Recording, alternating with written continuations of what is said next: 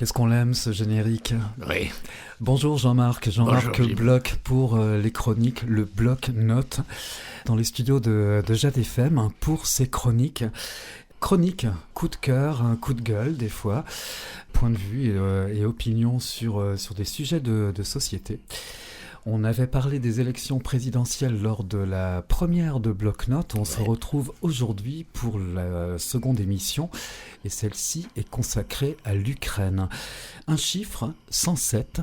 107, c'est le nombre actuel de jours de guerre dans le conflit opposant la Russie à l'Ukraine de Volodymyr Zelensky, un nom que maintenant tout le monde connaît. À l'heure où la France médiatique oriente ses projecteurs vers les législatives, l'Ukraine, elle, a passé le cap des 100 journées de guerre.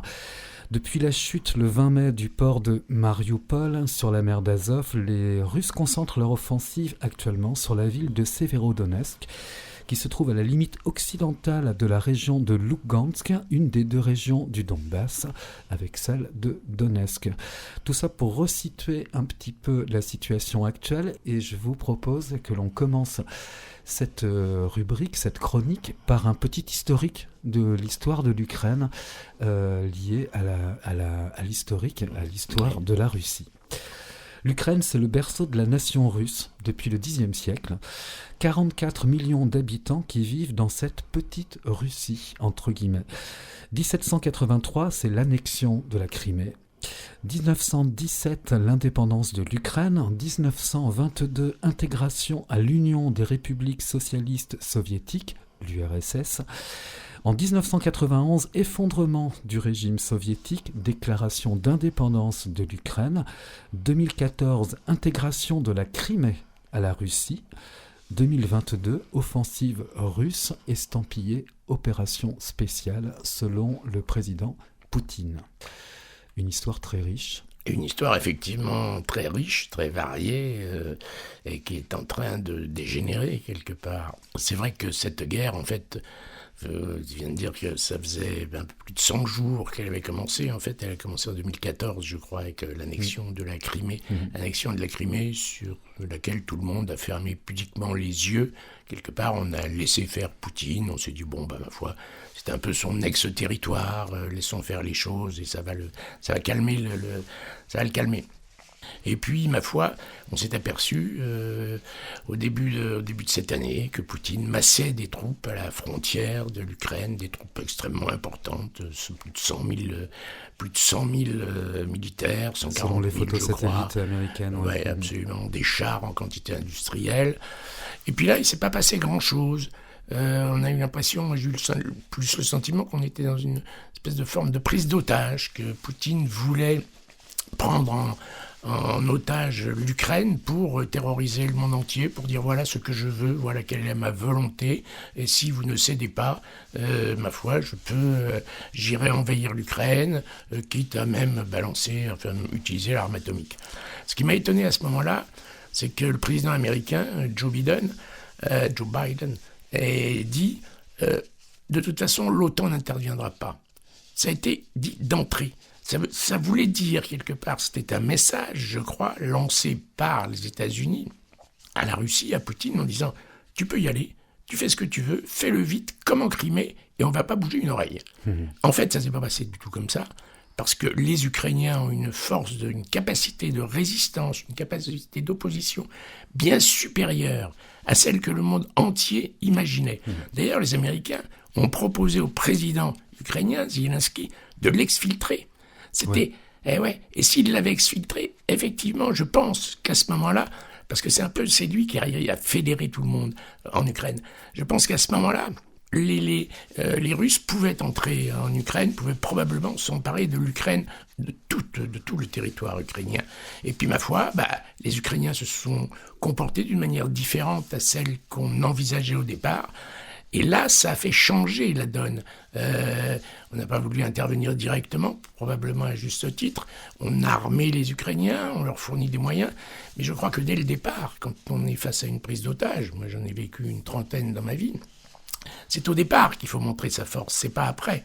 C'est avant même que les choses ne dégénèrent. Il faut dire, voilà, ça, c'est ce que l'Europe et les Américains auraient dû faire. Voilà, nous aussi, on est très très forts. On est même plus fort que toi, Poutine. Voilà nos armes, voilà ce dont on dispose. Si tu rentres en Ukraine, on ne te laissera pas faire. Mais là, on a dit le contraire, quelque part. On a dit, tu peux y aller, vas-y vite, fais-le, entre guillemets, proprement, que ça dure pas trop longtemps, et ma foi, et puis ça s'est pas passé comme ça, ce conflit dure encore. Mais tout le monde s'attendait à une forme de blitzkrieg, de guerre éclair, Poutine le premier. Poutine le premier, absolument. Il ne s'attendait pas à une telle résistance de l'Ukraine, et je pense que le monde entier s'attendait pas non plus à une telle résistance de l'Ukraine.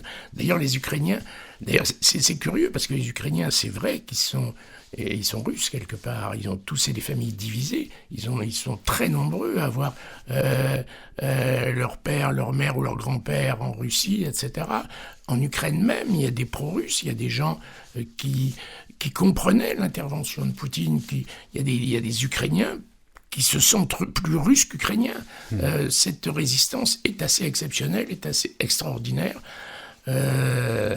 C'est la raison pour laquelle ce conflit dure et perdure et aura des conséquences bien au-delà de ce qu'on peut concevoir, imaginer aujourd'hui, je crois. Alors bien sûr, c'est des conséquences humaines aujourd'hui qui sont immédiates sur un exode massif de population ukrainienne vers l'Occident, vers la Pologne en particulier. Bon, tout ça, les pays occidentaux peuvent bien sûr l'assimiler. On ne sait pas quand ces gens pourront rentrer chez eux. On ne sait pas dans quel état sera ce pays quand ils pourront rentrer chez eux. Et puis ça va avoir des conséquences à plus long terme et des conséquences probablement bien pires que celles qu'on peut envisager aujourd'hui. Enfin, je crois que c'est un bouleversement mondial. Enfin, ça va avoir des conséquences mondiales, en fait. Des conséquences, effectivement, on est sûrement très loin d'imaginer quelle va être l'arborescence de tous les problèmes qu'un tel conflit peut créer, pas uniquement européen, mais au niveau mondial. Absolument. Européen, parce qu'on s'est aperçu que c'est à nos portes, l'Ukraine, que c'est vraiment... Absolument, Jim. Il y a quelques mois, on ne savait pas où était l'Ukraine. On se situait à peu près, mais on ne savait pas du tout où c'était. C'est un pays qu'on ne connaissait pas, en fait. C'est un pays... On a découvert l'Ukraine grâce à la guerre ou à cause de la guerre, je ne sais pas. On a découvert sa position géographique, on a découvert que c'était un grand pays, que c'est un grand territoire. On découvre aujourd'hui que c'est un pays moderne. On voit des villes qui sont aujourd'hui rasées, qui hier étaient des villes qui ressemblent aux nôtres, dans lesquelles il y a des avenues, des voitures, des gens qui sont parfaitement évolués, des gens qui vivaient de manière heureuse, des gens qui étaient tout à fait paisibles, des gens intelligents, des gens cultivés. Je crois que tout ça, on le découvre aujourd'hui. Et puis on découvre aussi d'autres phénomènes. C'est que c'est un pays, entre guillemets, riche. C'est un pays qui produisait beaucoup de blé, beaucoup de céréales, un pays ouvert sur la Méditerranée qui distribuait donc tout ce blé dans le bassin méditerranéen et notamment en Afrique. Alors ce blé aujourd'hui, il est stocké dans des silos, il ne peut plus sortir du port d'Odessa, il est bloqué. Ce sont des milliers de tonnes. Ouais, c'est des milliers de tonnes. Donc la production actuelle de blé qui va encore arriver, qui va être très diminuée, parce que c'est vrai que les cultivateurs sont sur le front, ils ne peuvent pas cultiver leurs champs, c'est vrai que les tracteurs ont été bombardés, c'est vrai que la production de blé va diminuer du fait de cette guerre, mais non seulement elle va diminuer, mais elle ne pourra pas être stockée, parce que les stocks occupe actuellement tous les silos, tous les entrepôts, donc le blé actuel ne pourra pas être stocké. On va aboutir à brève échéance probablement à une famine, et comme d'habitude dans les pays les plus pauvres, sur le continent le plus pauvre actuellement, en Afrique, parce que les pays qui produisent du blé, comme la France, on peut s'auto-satisfaire en blé, on ne va pas le vendre, on va le garder pour nous. C'est ce que fait actuellement l'Inde aussi, qui dit déjà « je ne vendrai pas de blé cette année », etc. Donc les pays non producteurs, l'Afrique est un pays non producteur, les conditions géographiques africaines et climatiques font qu'ils ne peuvent pas produire de blé, ou très peu, ils vont...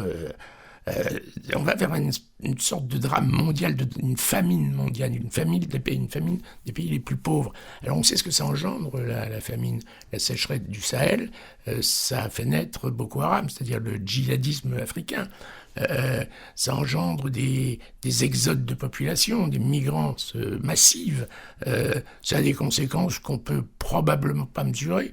En plus, si on ajoute à ça, aujourd'hui, les changements climatiques, On le voit aujourd'hui en France. Nos productions de blé, il y a un tas d'agriculteurs, on le voit à la télé tous les jours, disent moi, ma production est divisée aux 2/3 ou à la moitié à cause de la grêle, à cause des conditions climatiques diverses et variées. Donc nous-mêmes, alors tout ça ajouté, la guerre, ajouté aux transformations climatiques, etc., fait qu'on va probablement vers des situations extrêmement graves qu'on ne maîtrise pas, qu'on a du mal à envisager, sans compter aussi que pour augmenter, puisque on produit moins, on va essayer d'augmenter notre production.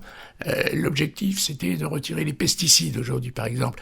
Donc, si on retire les pesticides, si on n'utilise plus de pesticides, on produit de meilleure qualité, c'est certain, mais en moins grande quantité, ce qui était jouable. Mais est-ce que ça sera encore jouable demain? Est-ce qu'il ne va pas falloir arroser tous les champs de pesticides à haute dose pour essayer de produire plus de blé, pour satisfaire au-delà de notre demande interne, une demande mondiale? Ça pose un tas de questions, tout ça. Tout à l'heure, on a un petit peu en off antenne, juste avant que cette émission ne commence, on a évoqué autour d'un café Poutine, forcément, en tant que dictateur, etc. Et puis, il y a un nom qui s'est glissé comme ça, et là, j'en profite, c'est Monsanto. Un autre grand criminel de guerre, lui aussi, finalement. Alors, c'est une sorte de toutes ces grandes entreprises agroalimentaires qui ont pour moteur essentiel le profit et non pas le bien-être des humains, et qui se partent de vertu morale en disant grâce à nous on produit plus, on nourrit toute la planète, etc. En fait, c'est un peu bidon. Leur intérêt essentiel, c'est le profit de leurs actionnaires. Alors, c'est évident que Monsanto va peut-être profiter de ce conflit pour essayer de faire augmenter les productions sur la terre entière, mais c'est un genre de crime de guerre qui s'ajoute aux crimes de guerre qui sont commis par Poutine et par l'armée russe. Il n'y a pas que Poutine, il y a l'armée russe aussi, comme toutes les armées mal commandées, mal encadrées, mal dirigées, qui commettent des exactions épouvantables, des meurtres, des viols, un tas de choses épouvantables. Cette armée est livrée à elle-même quelque part, elle n'est pas encadrée.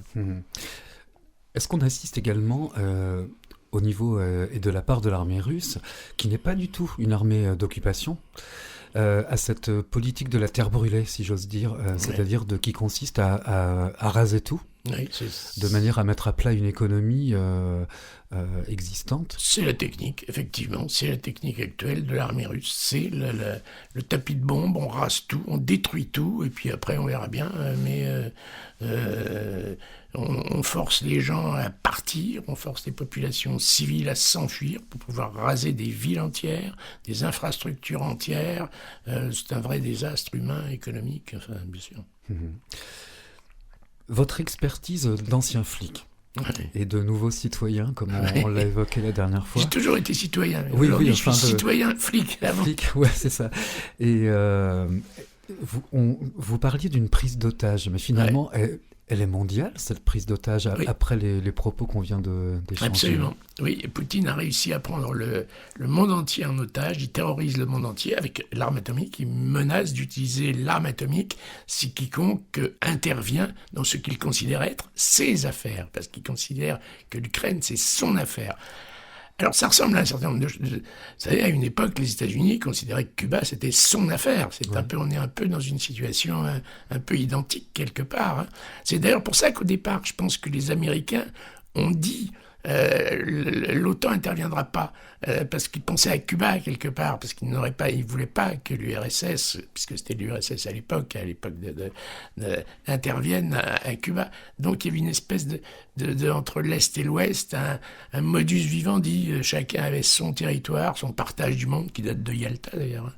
Et on en revient un petit peu à ça. C'est un peu cette notion-là en ce moment. À cette époque-là, la guerre froide, elle était silencieuse presque, même s'il y avait même si on en parlait. Est-ce que finalement aujourd'hui, on n'en est pas arrivé, ou en tout cas à un point où la guerre froide se voit, on en parle, elle est là, on en est conscient et elle grandit? Alors, bien sûr qu'on en parle. Alors, les médias ont leur rôle là-dedans. C'est vrai que les chaînes d'information en parle matin, midi et soir. C'est vrai qu'on voit des experts défiler, plus ou moins qualifiés, plus ou moins compétents, vous raconter ce qui se passe, ce qui va se passer, ce qu'il faudrait faire, comment il faudrait faire, etc. On est tous partie prenante quelque part. On a tous le sentiment d'être impliqués. D'ailleurs, on est impliqués. Mais enfin, on le voit par la télévision, on le voit, bien sûr, il y a 50 ans, l'info ne rentrait pas aussi régulièrement chez les gens. Non, c'était pas la même chose. Pleine guerre de communication également. Ouais, il y a une guerre de communication extraordinaire. Le plus fort, je pense que c'est Zelensky. Il est très très fort en com. D'ailleurs, c'était son métier, c'était un communicant quelque part. Et il utilise son savoir-faire dans ce domaine. Et il est très très très fort quand il va sur le front saluer les troupes avec lesquelles, etc. C'est des grands moments. Et puis il s'adresse au monde entier via Internet, en trouvant le point faible dans chaque pays, enfin le point sensible dans chaque pays. Il est capable de parler de l'Alsace aux Français en parlant de la guerre, etc. Enfin, ce qui peut Non, il est très fort, il est très très fort. Et il est étonnant, ce petit bonhomme, c'est un petit bonhomme qui n'avait pas de culture politique, a priori. Alors, c'est vrai, mais...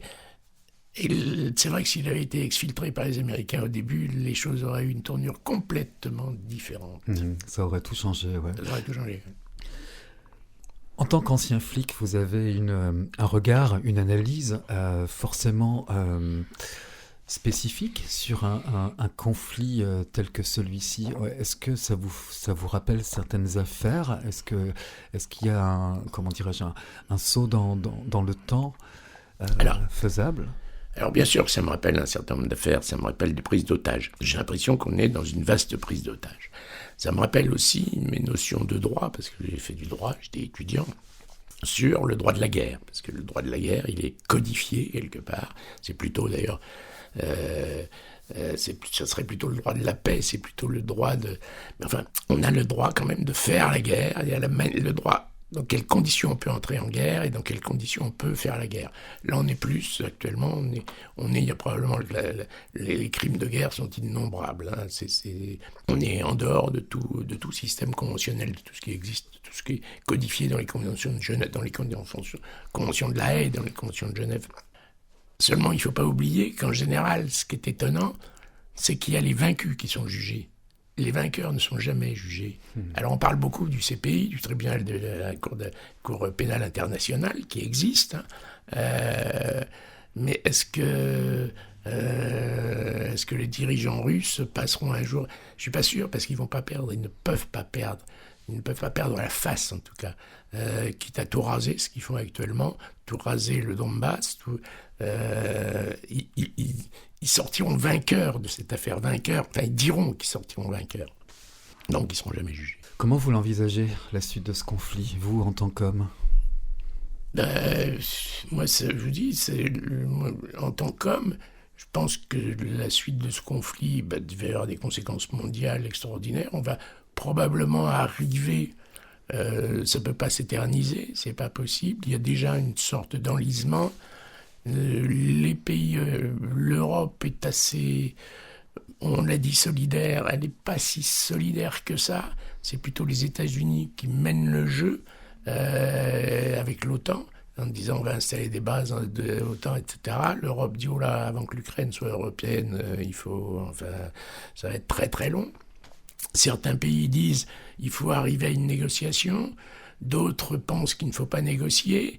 Les Ukrainiens voient pas sur quoi on pourrait négocier. Ils trouvent que cette idée de négocier avec Poutine est odieuse quelque part.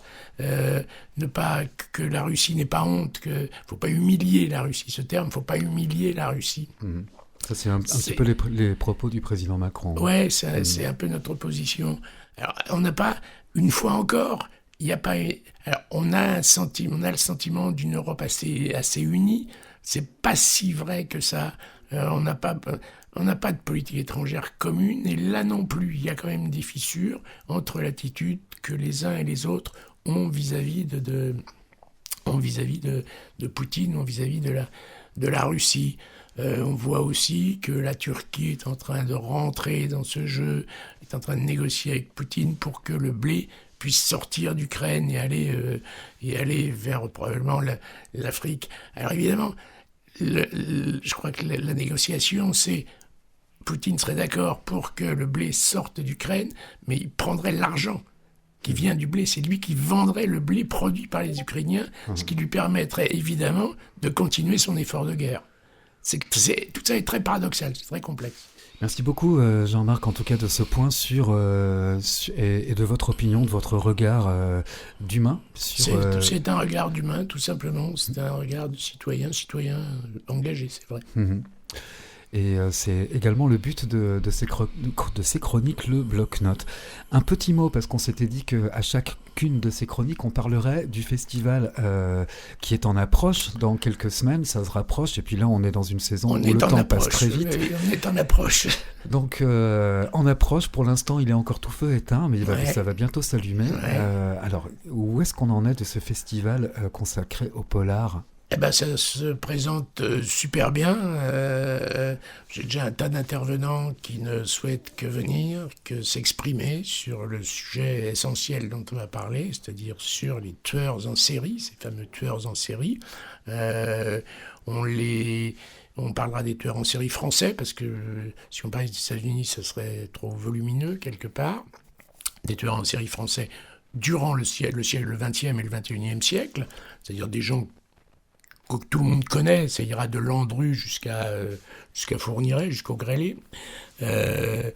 On verra ça sous l'angle, bien sûr, juridique, sous l'angle policier, la difficulté qu'on a à les identifier, ouais.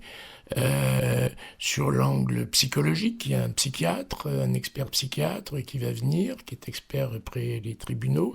Il y a Patricia Tourangeau, qui est une journaliste, grande spécialiste des faits divers, qui vient d'écrire un bouquin sur le grêlé, un super bouquin qui viendra elle aussi. Enfin, bref, il y a des vrais spécialistes de ce domaine. Le juge Thiel viendra, c'est un grand spécialiste des tueurs en série. Il a lui-même travaillé sur Guy Georges, tout simplement. Il y a un procureur général qui va venir, qui lui aussi est un spécialiste de ce type d'affaires, qui a travaillé sur Fourniret. Enfin, il y a des gens extrêmement compétents qui vont venir. Et ce que nous souhaitons, c'est ouvrir ce débat, parce que le tueur en série, on sait ce que c'est, on connaît, on cerne à peu près.